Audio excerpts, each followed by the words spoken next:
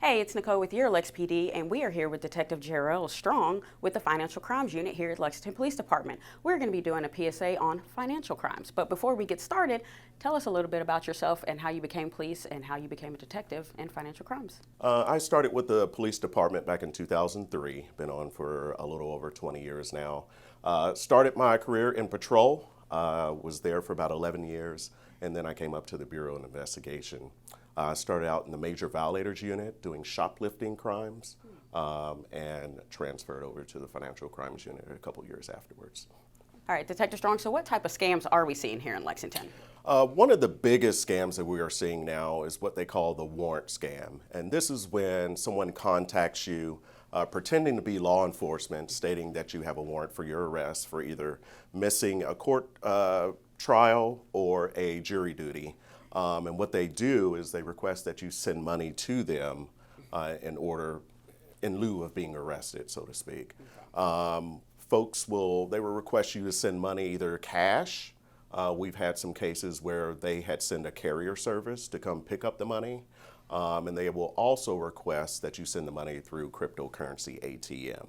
And just keep in mind that law enforcement will never contact you requesting money at any time.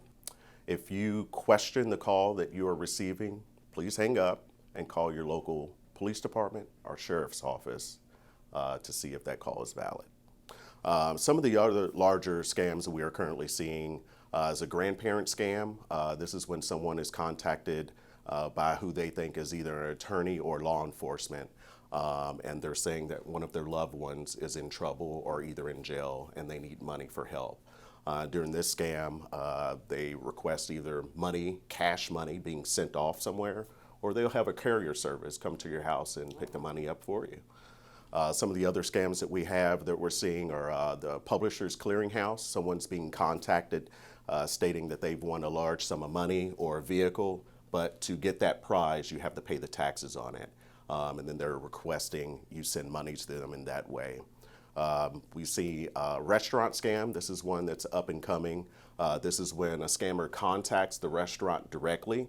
They speak to one of the employees and convince them that they're either management or owner of the company, and that they need to get the money out of the safe and send to a different location.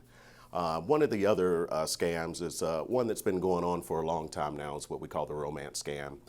This is where someone has made contact with another person via a dating website or app. They form an online relationship with this person, and slowly this person gets their trust and gets them to send money. So that's what we're seeing currently. Okay. So what do you do if you find out, man, I'm a victim of these scams? Or how do they get the information to even contact some of these victims?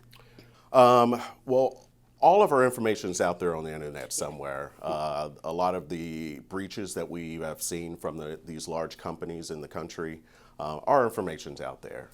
So basically, the scammer is getting our information that way.